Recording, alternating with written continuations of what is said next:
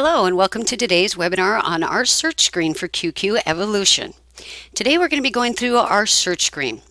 As you can see here, we're on the main menu on the dashboard for QQEvolution. So what I'm going to do is I want to find my search screen, so I'm going to go over here to the upper left and I'm going to click on Clients to open our Clients drawer up. And as you can tell, on the very top here we have a bunch of other ribbons up here. The search, it's in a different color blue, so you know we're on what's called the search screen. Now this search screen was designed so you could do a lot of things on a client right from this screen without having to go further into their record. Up at the top we have these ribbons that say clients, policies, claims, and so forth. Every client has their own section of these. If I was to choose here Tanya Smith and I click on Memos, these are the memos solely pertaining to Tanya Smith. And you can see here over on the upper left in dark black it says Tanya Smith, so I know these are her memos. If I go back to the search screen and let me see, I select Petra Young here and I click on letters, these are the letters for Petra Young. Again, here's her name. So as you see, every client has their own section for everything. So there's no mixing up of data. Everything is clearly for each individual client. Underneath the very top toolbar, we have another toolbar full of ribbons of different things we can do right from here from this screen. And we're going to come back to these and go through them one at a time. Underneath here, we have our client status. As you can see, it defaults to active clients, so I'm looking solely at my active clients right now. But I could look at my inactive clients, which I have none, and also just at my prospects. Or I could look at all clients, which would show me all my clients, inactive and active clients, all together on one list.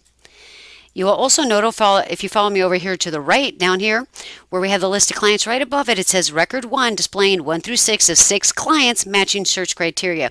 So we do keep a total running amount of clients that you have. So if I had 1,000 active clients, it would say 1 of 6 of 1,000 clients. Now underneath client status, we have search type. It does default to insured because that is the most popular, and that's where you can go ahead here. And I have insured selected where it says type in insured name. Let me see, I want to find everybody with the last name Smith. So I type in SM. I come over here, click on the search button. It finds me any client with the last name starting with SM. Maybe I wanted to find a client that had the last name starting with T. I could do that. Click on search and there we go. Well, actually, this is now a wildcard search. I forgot about that. Now what we're going to do is we're going to go ahead and type in the insured's last name. So if I type in SM, it's going to find me any client with SM in their name. This is actually a wildcard search. So if I was to type in, let's say I want to find clients with the letter T in their name anywhere. I just type in a T, I click on search. So you can see here, it came up with Robert Jackson because Robert has a T in it, Tanya and Petra here because they both have T's in their name. So it's what's called a wildcard search. But I can actually type in, the name Smith. I click on search and it's going to find me anybody with the name Smith. Now, if I do this, I click on search and I'm looking at one client, and now I want to see all my clients back again. Over here where it says search, to the right of that we have browse. I click on the browse button and all of my clients will become back listed in alphabetical order. Now we do have numerous search types, not just insured. So if I click the drop down here for the search type, you see we have a lot of different search types. Okay, a lot of them. All the way up from to additional drivers, city, insured, phone number, social security number, zip code. Let's go ahead and scroll down here. MGA broker, other contacts. Okay, we have got a lot of different things that you can search for clients by. So now underneath here we have where we have all of our clients listed. It does list the clients in alphabetical order with bits of information like the insured's name, of course, their phone number, street address, if they happen to have a client number, and what agency they belong to. If you have multiple agencies, up here where it says agency filter, you'll notice mine says all because I as an administrator have access to all agencies that my company own. Okay, but if I happen to be, say, a user or something on the program and I work for an agency that has multiple offices, mine might actually say an individual office's name because maybe I only have permission to that one office. Now underneath where we have the clients, we have where it says policies. So it's going to show you any policies for whatever client I have highlighted, and it tells you here policies for Janie Apple.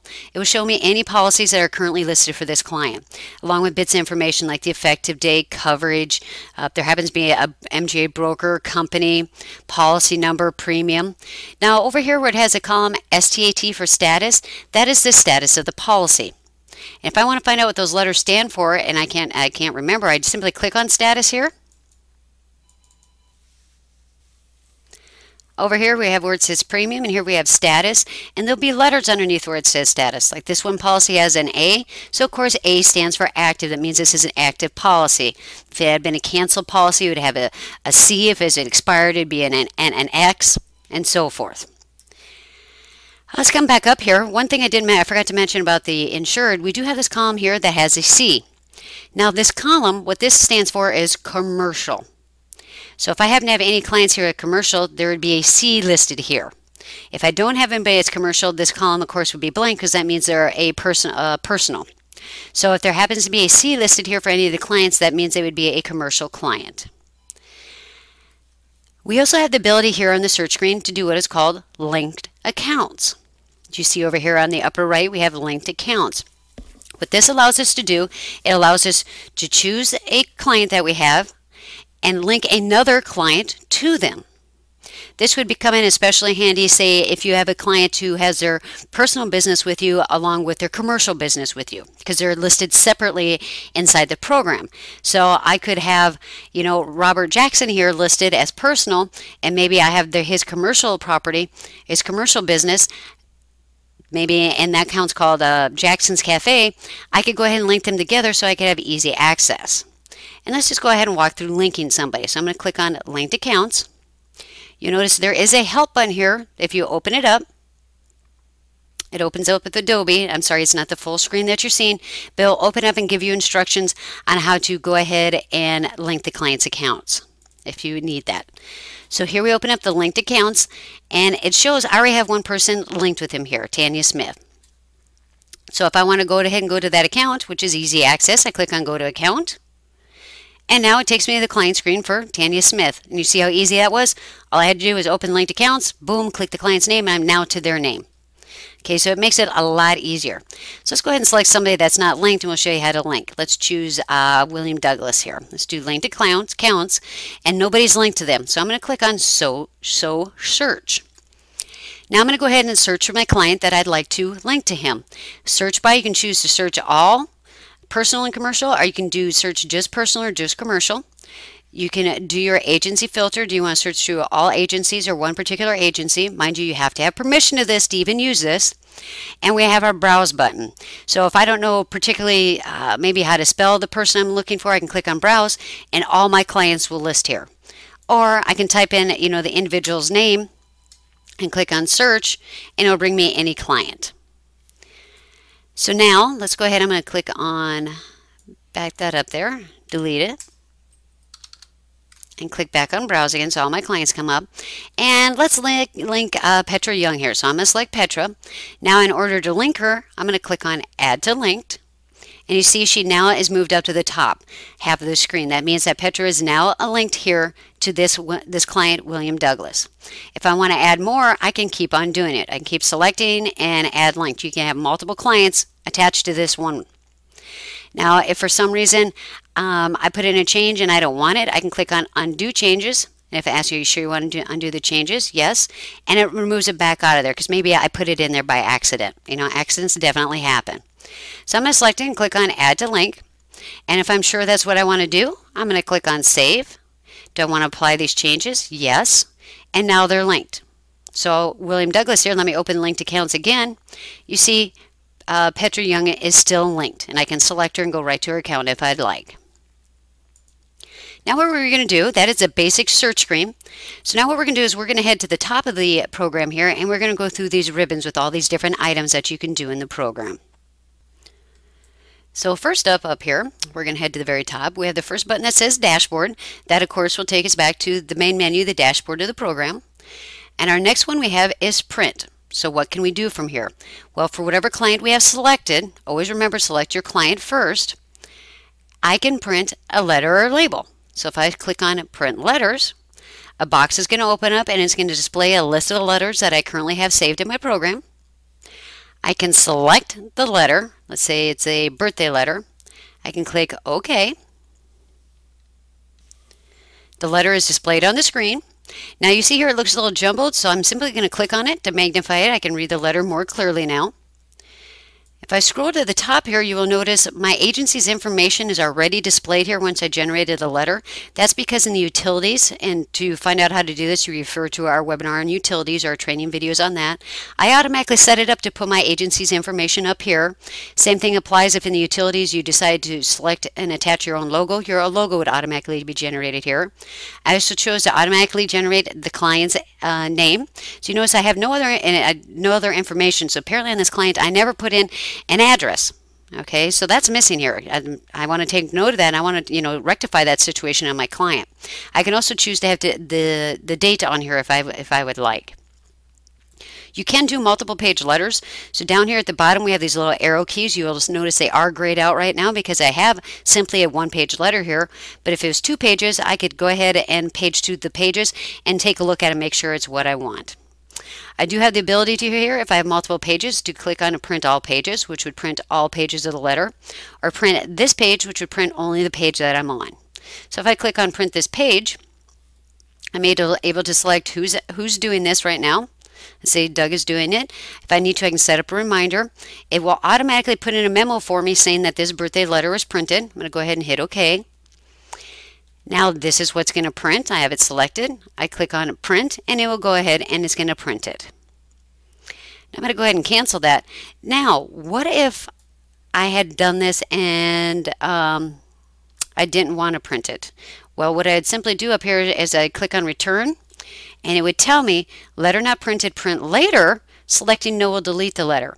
So if I brought up this letter by accident and I just want to get rid of it, I didn't want it altogether, I can select no and it will delete the letter. But let's say I brought up the letter and I do want it, but maybe I like to do all my printing at the end of the day or first thing in the morning, so I want to save it to print for later. I can answer yes, and it's going to save it into what is called our letter queue, which is found in our mailroom. And our mailroom is covered in another webinar. It explains to you how to print out of the queue and how to print any letters, labels, and do emails from the mailroom. So please refer to that webinar on how to use the mailroom. So if I click yes here, though, this will be stored in the mailroom into a queue, and I can print it out at my own convenience. I'm going to answer no here, so it gets rid of the letter. Next up top, we could have chose to print labels. So if we click on labels, I must have at least one. See, now here's a message. This is a good. This person doesn't have a policy. I never listed a policy. So it means I have to have at least one policy listed. So let's select somebody here with a policy. And we're going to click on print labels again. Now, if I had selected a client that happened to have multiple policies with me, let's see if I have somebody here.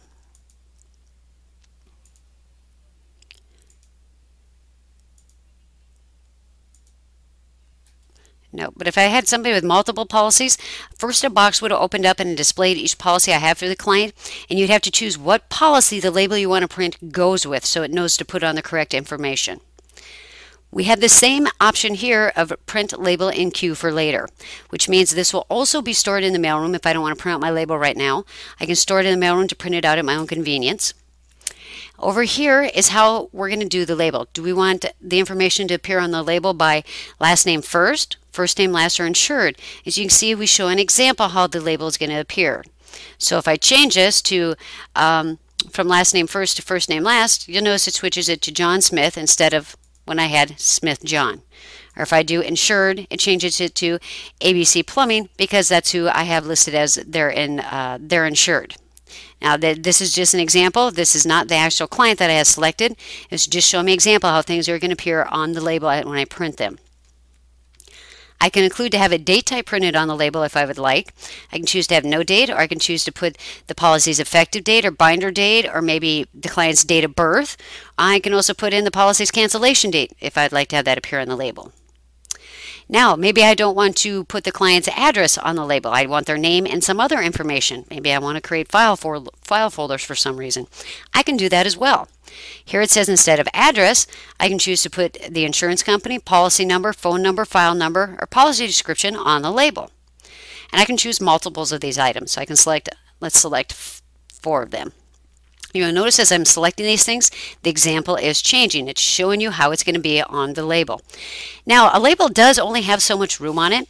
So if I choose one more item, you will notice insurance companies will become unchecked because the label simply just doesn't have enough room for all these things. But I would rather have the policy description. So I can select policy description. It unchecks the insurance companies, and you notice the example changed. It'd be the same thing vice versa. If I choose the insurance company, the policy description will go away. You see here the policy description is a 1999 Buick. So now if I select insurance company instead, it changes to the insurance company's name. And then now what I do is just click OK. It would generate one label for the client, and it would be stored in our mailroom. Okay, because I chose to print it out later and store it in the queue. But maybe I want to print it out right now, which I can do that as well. I can put the dot next to print labels now. And you will notice this extra area appears. Everything else stays the same. Now the labels that QQEvolution uses are Avery labels. They are 5160s or 8160s. So again, the labels that QQEvolution uses are Avery labels 5160 or 8160. The difference between the two is the paper type. One's for a inkjet printer and one's for a laserjet. When you pick them up at the office store, they'll be able to help you out with that. Now, as you can see, these labels come in a sheet. So the nice thing about this is where this white box is stands where the label prints now, as is. And all the black boxes are where the label is obviously not going to print. Well, I can move this. So there's no more wasting sheets of labels. You don't need a full sheet of labels to print out 1 or 2 labels for this one client if you want. So I can go ahead and move this. So let's say I actually need to go down to row 5. You see the label moved right here. And I actually need column 2. So right here is where my label is going to print out on the sheet. And I can print multiples for this one client if I need to. So I can move and adjust where I'd like to have the label printed at. And when I'm all done, I just click OK, and it will go ahead and it's going to print out the label for that one client. If you do by chance have in your office what is called a Dymo printer, you'd be able to check mark this. It would ask you, I think there's 2 different versions of the Dymo printer. It would ask you which one you have. You select that, and then it would send the labels right to the Dymo printer versus your regular printer. If you're asking what a Dymo printer is just as simply a label printer. It's just a little printer that the labels come in a roll and prints out on a roll. Okay, so if you happen to have one, you're more than welcome to use it here with the software. I'm going to go ahead and hit cancel here. Next up on the screen, we have Add New. So up here we can add a new client or we can add a new memo. If I wanted to add a new client, I simply click on the button Add New Client. It is going to take me to a blank client screen, and I'm not going to show you how to do that right now. That actually is covered in another webinar that is also available on the client screen. But you fill out all your information here. As you see, we have places for numerous information. We can do it as a prospect. If we wanted, we can do personal and commercial. We can give them an X date, numerous places for telephones, they're named insured, the spouse, if they happen to have a website, numerous addresses. You can have numerous other contacts. Of course, I can't click on that because I don't have information. I can put in the person's employers. I can, all the policies will be shown. Any clients I have linked to them will be shown here. So there's a lot of information that you can see right here, and this is where all the information for a client is entered. Again, there is a separate webinar on this client screen. I'm going to go ahead and go back to the search screen. The other thing we have under Add New is New Memo. You can add your own memos in here. Now, for a lot of things that you do inside the software, like let's say you're printing a letter or attaching an image or deleting an image or receiving a payment, or you cancel a policy, QuickFile will put a lot of automatic memos in for you stating that you've done this. Okay, so you don't have to, hand type in a bunch of memos. We do a lot for you already. The software does in this. And so, but you can add your own. So we're going to click on New Memo. We can enter in, select who's entering the memo. We can choose what policy the memo goes with, because we could have multiple policies and the memo might pertain to one certain one. We can memo type it. Now, memo type, as you see, we put a default in here of memo. What this is let's say you want to be more specific with your memos. And what this helps in is searching for them. So if I click the drop down, I have all these different memo types I can select. So let's say maybe this memo has to pertain to an email I sent. I can select email sent, and I'm a memo type email. Now, when I'm just looking at if I happen to set up a reminder on this, I'd be able to search by my memo type, and same thing with my memos. It just helps with searching, and makes it a little easier to find things. If you want to use it, you don't have to use a field if you don't want. I can also set myself up a reminder date. So maybe this is something that I need to remind myself in a week, in 6 months, in a year to do. Or maybe I need to remind myself today, or so on. I can do that. I go ahead and click the drop down. I'm just going to go ahead and choose today's date, but I could change it. Do you see, just clicking the arrows, I can change the calendar here. I'm just going to choose today's date. Now I can also add it to my to-do list. For those of you who also have chosen to get our QQEvolution along with the QQEvolution program, inside the assistant is a to-do list along with a calendar and an office messenger. And so if you'd like to add this memo to your to-do list, you're more than welcome to do that by check marking here. Okay, and I can select what users that this to-do item should be assigned to. As you see, it is assigned to me already, but I can assign it to other people as well, or I can choose not to assign it to me and assign it to the other person. And I can choose not to send them any notification that I set up a to-do for them. Now let's go ahead and let's type in a memo. Let's see, check to see if they receive the email on cancellation. Okay, that's something I definitely want to find out. Make sure my client got the email I sent them pertaining to cancellation with their policy. So now this is a memo I've done, and I've set a reminder on it, so I'm going to click OK. Now you will see if I go to the memo section on this client, so I'm going to go up here to the very top, click on memos. You see this memo right here. This is one I just entered, today's date, and it had put a timestamp on it. You also see I set up a reminder for it. So here the memo is in the memo section. Now I also set up a reminder on it. So you're probably asking, where's the reminder? How am I going to know? Where do I see this reminder at? Well, the reminder is going to appear on the dashboard. So let's just click out to the dashboard here for a minute. You'll see now I have one reminder. You will also, since I chose to add it to my to-do list, for those of you who have it, you see it's in my to-do list. Now to access my memo reminders, I click on View. It opens up my memo reminders.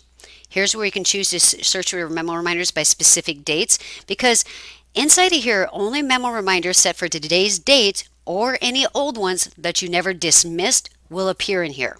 So if I had a memo reminder set for 5 days from now, it would not appear in here. Okay, it would not appear until that 5 days from now when it's actually due. So I can search if I'd like to.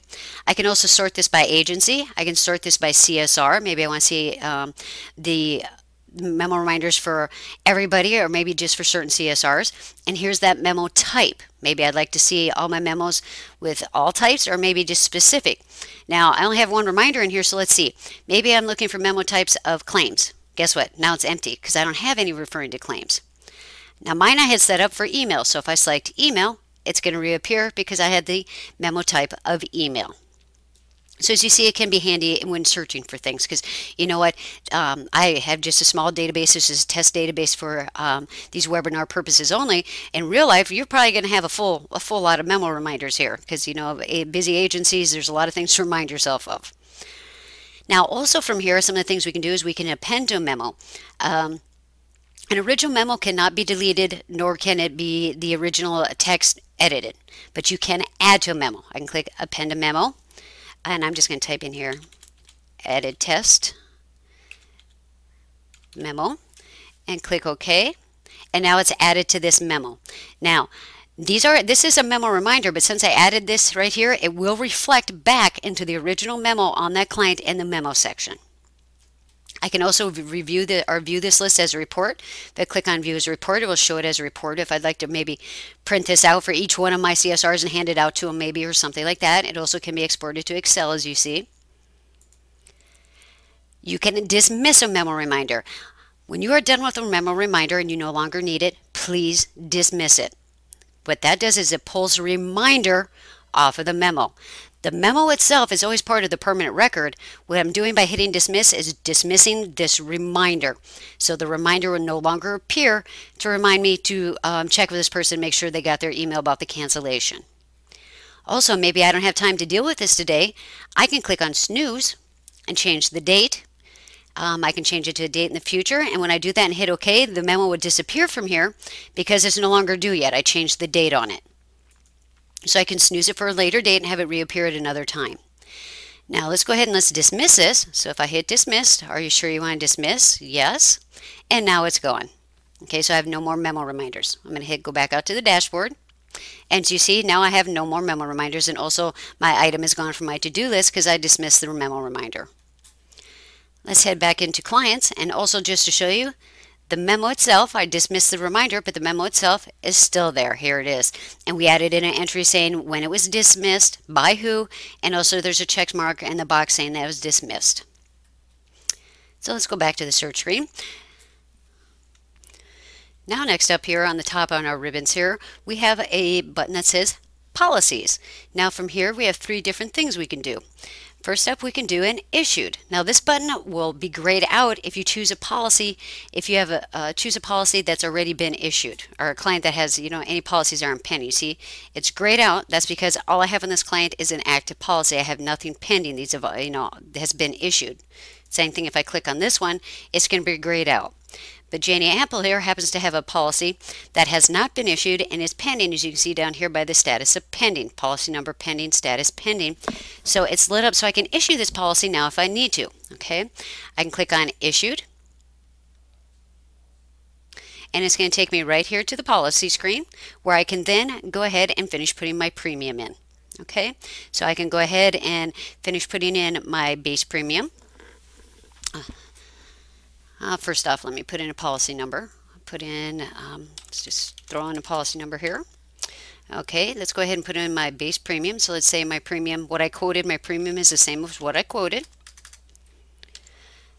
And that's it. I have nothing non-commissionable or anything like that. And set this to gross. Okay, everything's set up. And now here is our grand total.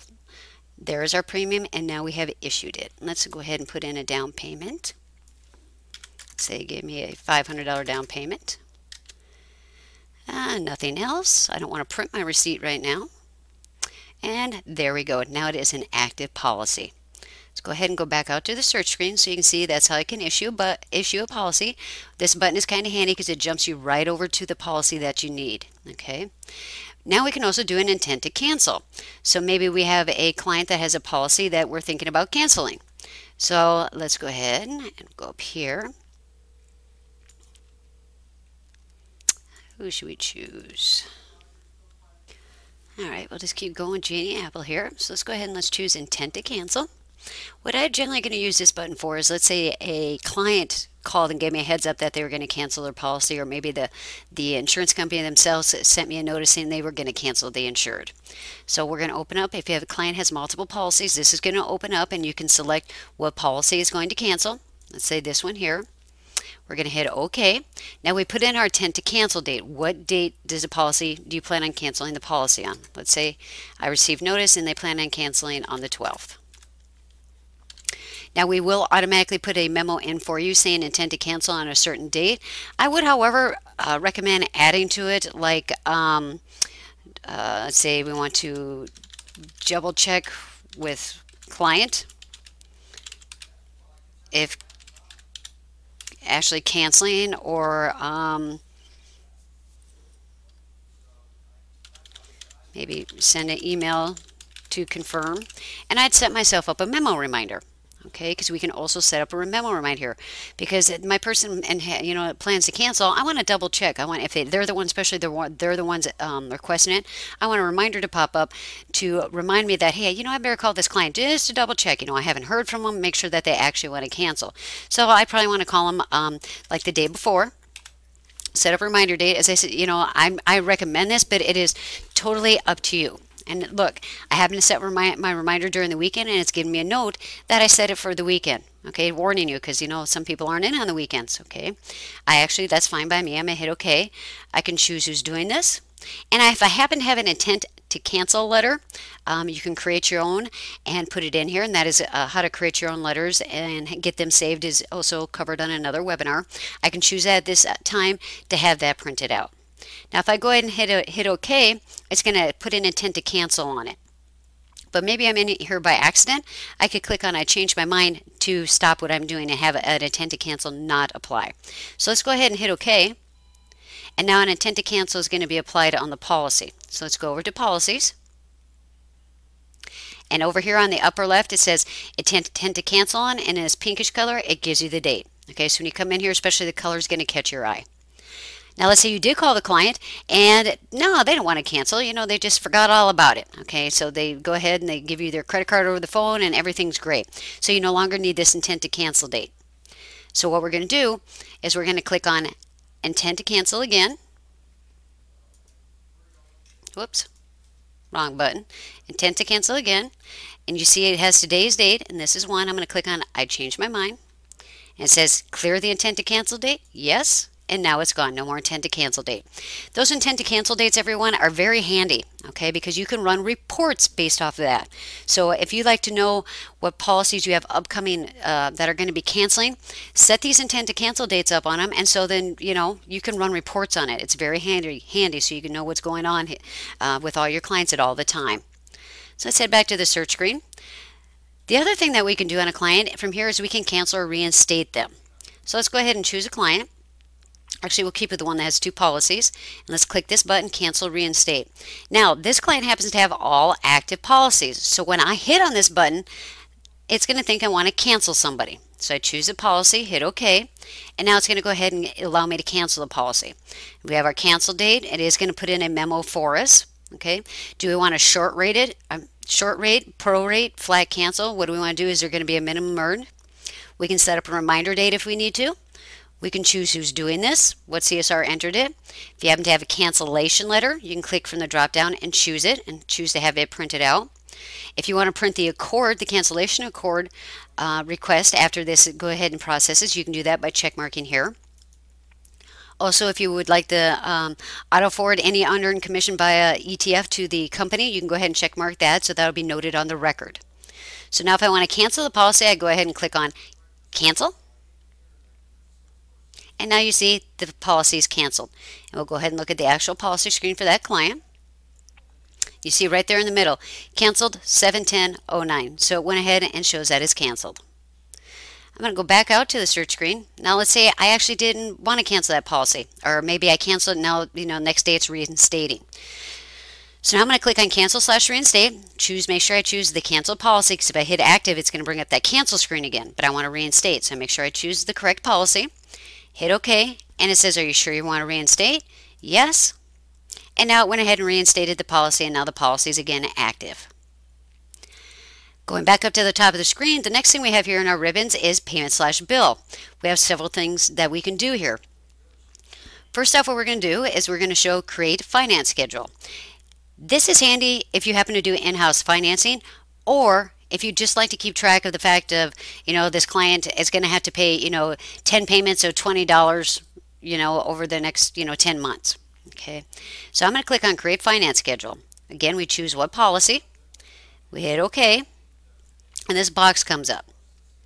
Now you would enter in the monthly amount. Let's say it's $30 a month. How many payments? Let's say they got to do 11 payments. They're paying me for the first month today, so they have 11 more to go.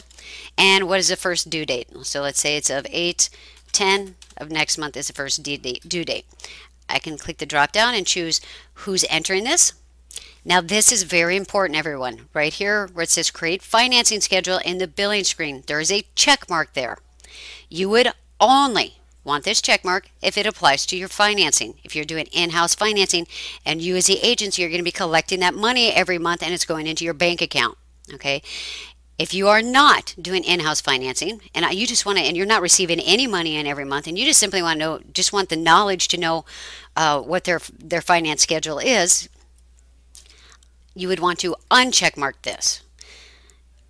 Because with it, again, with a check mark, it actually creates a finance schedule and your billing screens that you have to go and reconcile each month when your client pays you. Okay, this is only good for people who do in-house financing. If you're not doing in-house financing and you'd like to at least keep track of how many monthly payments and the amount and the basic date and when it's going to be due every month, you would uncheck mark this and click OK. So now I'm going to uncheck mark it and click OK, and we'll go ahead and show you. Let's go back out. Let's go to the policy screen. You notice it was pulled over here. It shows me number of payments, 11, monthly amount, $30, first due date on the 10th of the next month. I will also show you in the billing area, the billing screen, it was not affected. These are the down payments I have for each policy. No billing entries were made for a finance agreement for the schedule, which is a good thing because if I'm not doing in-house financing and I'm not taking that money in, putting a financing schedule in here will mess up all my financial reports. Okay, so be careful about that. Go back and hit search here. Another thing we can do here is we can create a bill. So if you'd like to create a bill, you simply choose your client, click create a bill. Choose what policy the bill is going to go with, and up pops this box. Now here in the enter bill info box, you see up top we have billing type, client bill, company bill. Okay, client bill will be checkmarked if you're creating a bill to the client. Company bill is if you're creating a bill to the company. Okay, here's your transaction date. That can be changed if needed. We can go ahead and put in the amount. Let's say we're doing a bill for $50. Generally, when you come in here, it's generally going to be client bill. It's generally going to be something that the client owes you money for. We're going to go ahead and put in a description for what they owe me money for. You have a default list here of different items. Let's say it's just their monthly payment that they're giving me. I can set up a due date if I'd like, so I can track that due date. Maybe it's due on the 10th, well, maybe it's due on, let's say, on the 20th of next month. We are going to automatically put in a memo for you. You can add to it if you'd like. You can set yourself up a memo reminder. You can select who's doing this. And if you'd like to print out a bill receipt at this time, if you happen to have one, you can do that as well. Like here we have it, well, that's additional premium bill, but this is a bill receipt, but it's for additional premium. We can do that, and we can go ahead and hit OK. And now it created us a bill in the billing screen. So let's go look, client billing. And here we go. Here's our bill. It gave us, we created a bill with a debit of $50. The credit is 0 because they owe me it still. They haven't paid me. It is due on the 20th of next month, and here's who entered it. Okay, so now this client has an outstanding bill for them for $50. You'll also notice down here on the bottom right, and balance it says $50 because that's the only thing on this account that they still owe you. It's the only thing with an outstanding balance on it. Let's go back out to the search screen. Another thing you can do is forward monies. What this is used for is, let's say you have an outstanding bill for company bill. You know what? Let's just go ahead and I'm going to go ahead and create a bill for company bill. Let's go ahead and do that here. And you'll be able to see a little bit better what I'm talking about. Let's say it's for an optional amount. Let's just go ahead and hit OK. Now, back out to the search screen. Forward monies, we're going to select forward monies. You choose what policy again. You hit OK. Oops, I chose the wrong one. Hang on one second here.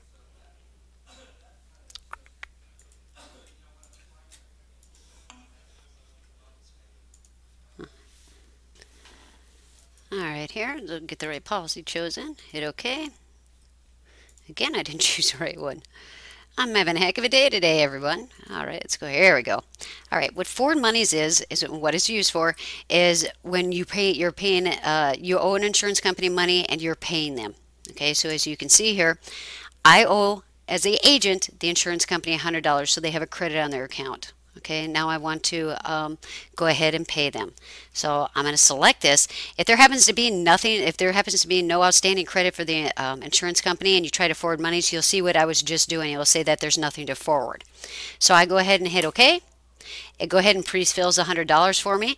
It tells me that since I had an original description of a monthly payment, that I've now sent the monthly payment. I can choose my payment type. Let's say it was check to company, and let's say it was check number there. And if I happen to be doing a split amount, I can split it out.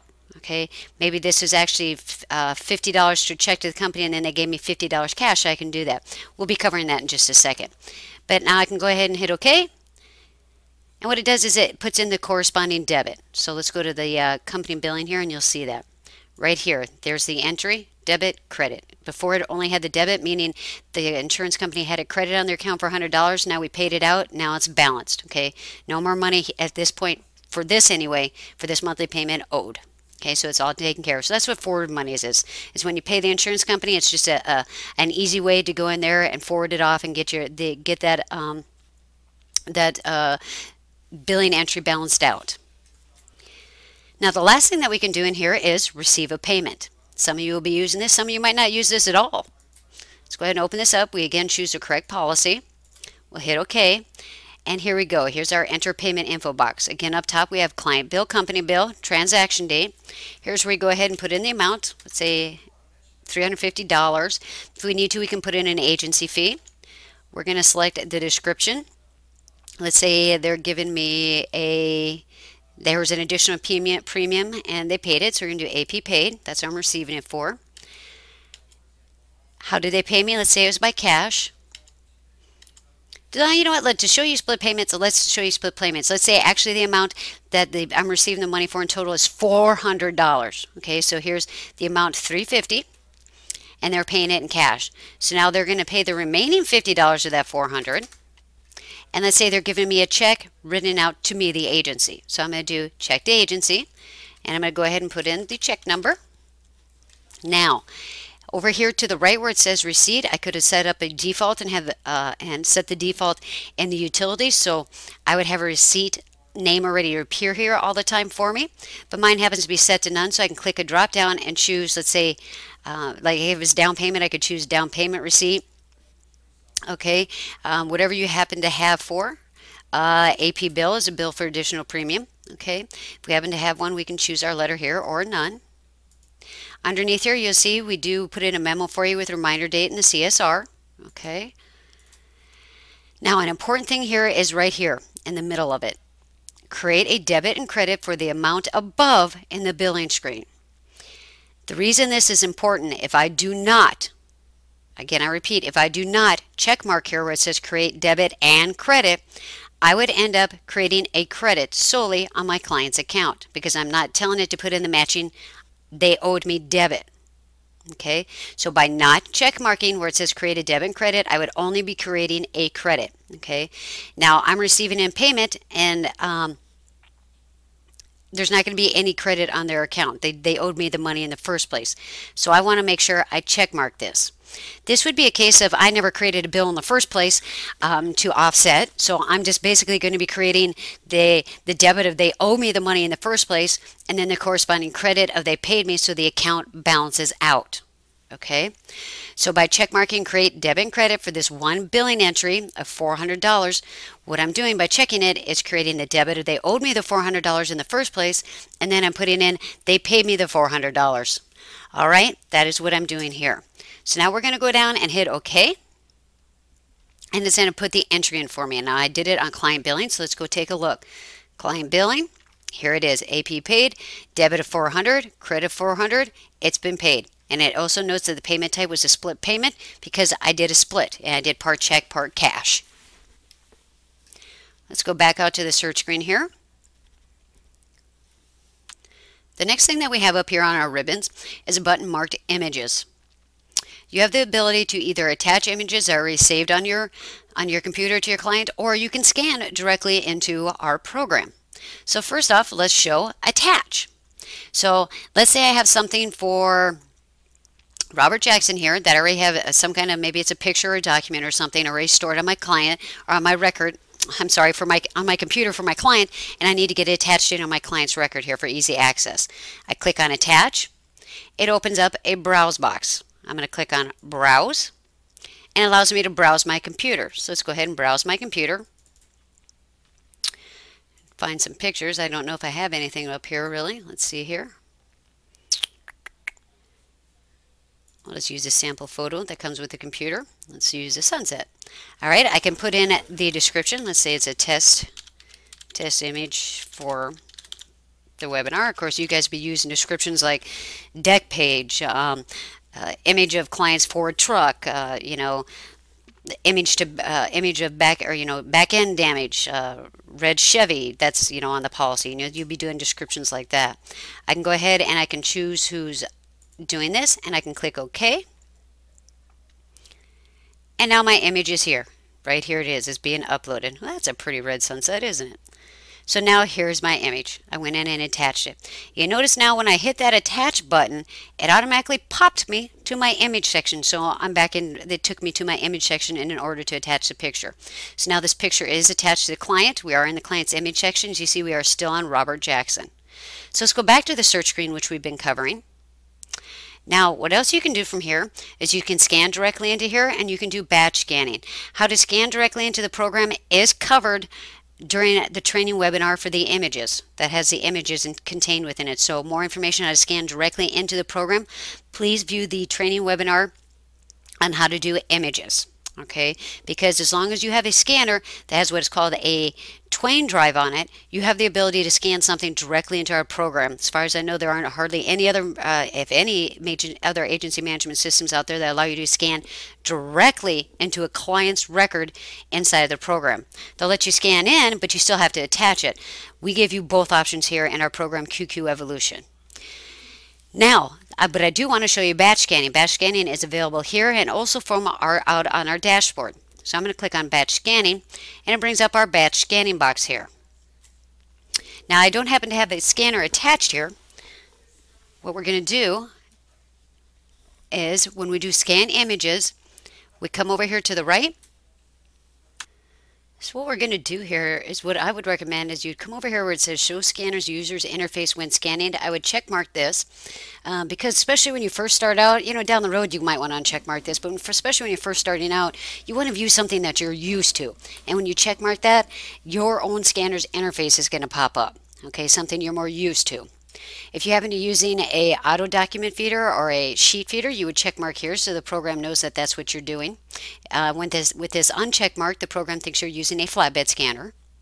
With the check mark to do auto document feeder, you can choose to scan as individual pages, because you want to check mark this if you're doing if you are doing individual pages instead of one long document. You want to make sure this is check mark. You also want to make sure it's check mark where it says force black and white. The reason you want to do black and white is, quite frankly, black and white just takes up too much room. I mean, there's no sense in having a deck page in color. Why have something in color? It's just simply not necessary. You would want force black and white check mark here, as well as when your scanner's interface pops up, you would want force black and white selected there as well. You can do color if you need to. It does absolutely accept color. Okay. Just make sure when you're scanning in color that you lower what's called the resolution on it, and that is done with inside of your scanner settings itself. Now, this program, QQEvolution, everything is server based, so everything is stored on our server. There is no limit to the amount of any images that you can put on any one client. I mean, I could put 50 images on one client if I want. There is a restriction, however, on the image size that you try to upload at once. Okay, this was necessary because we had some, originally we had some pictures of driver's licenses getting uploaded, like say 20 megabytes, totally unnecessary things like that, and it totally can happen. So there is a file size limitation when you scan in an image or a document. Your file size limitation is for PDF documents, .pdf. Those are documents done through Adobe and are read through Adobe. They have to be 6 megabytes or under. PDF documents have to be 6 megabytes or under. TIFF documents, TIF documents. TIFF documents, which is you'll probably run into a lot of documents, maybe even some photos are TIFF documents. Those have to be saved and uploaded at 2 megabytes or under. TIFF documents, 2 megabytes or under. JPEG documents, which are generally probably going to be photos, things like that, or any other type like a Word document or a bitmap or anything like that, has to be 1 megabyte or under. So any other file type like a JPEG or a Microsoft Word document, anything like that, has to be 1 megabyte or under. I always advise to try to make sure the document is under the limitation. It's always better to be safe than sorry, because if you scan something in and then you go to attach it, if it is too large, you will get a message saying your file size is too large. So what you're going to have to do is rescan it in and then mess around with probably the settings in your scanner. The things I always check is make sure, say you're doing black and white, make sure there's nothing set to custom in it. It's not uncommon for these companies when they send out their products like scanners to have things set to custom already in there for you and you just don't realize it. So make everything set to the normal default mode. Make sure it's not set to a high resolution. I'd say roughly anywhere between 200 and 300 resolution should be absolutely fine. Okay, you really don't need anything higher than that. Okay, I would check those items if you ever get that message a file size is too big. Another thing to point out to you that I want to make sure you understand is your digital cameras.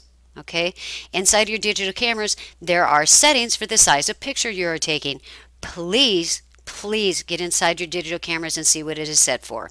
And as an example, my camera, I have a Kodak EasyShare, and I have an ability to set my camera from anywhere from, mine is set by size. It doesn't actually let me set by actual megabytes like some of them do. It sets by size. I can set it from a 4:6 up to an 11:14. Now, if I was to set to take my pictures at a size 11:14, that means I'm taking it at a very high resolution, and it's eating up a lot of room on my camera, quite frankly. And there's no reason for it, especially for what we're doing with the insurance agencies, just taking pictures of vehicles, things like that. You don't need that. Generally, you don't need it in everyday life, just taking pictures, when you're out visiting relatives or out at picnics and stuff. 4:6 is going to be fun. You can still, if you ever need it, blow it up to an 8:10 and it should still look fine. So I would get in your cameras and make sure it's set to, like, say, a 4:6 size. That way when you take it, it should be less than a megabyte, roughly a megabyte or under, and then when you upload it, you're going to have no issues with it. Okay, the higher the size you have set, the larger the camera is saving it as. Okay, and you could run into problems. If it's not set by picture size, it might go by megabytes. There's some cameras I know say from, like, say, 1 megabyte up to 5 megabytes. That's the older digital cameras. I'm sure there's a lot larger sizes by now. So you want to make sure that that is always set down on 1 megabyte. Okay, you do not need to save anything at 5 megabytes. Okay, as far as your business goes.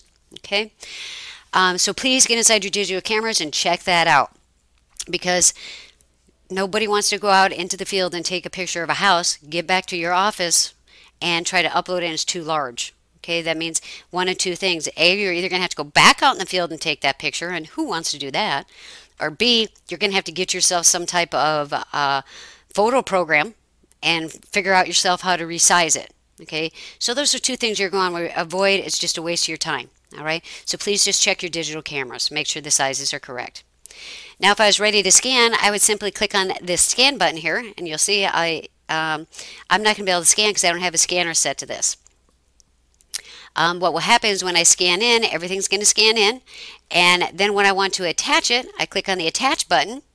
My images will be listed here. I can search my client, and it tells you exactly what to do. To attach, double click on the client while the image name is highlighted. So I'd highlight the image. I'd go look for my client. Let's say I want Smith here. I'll click on search. There's my client. I'd highlight it.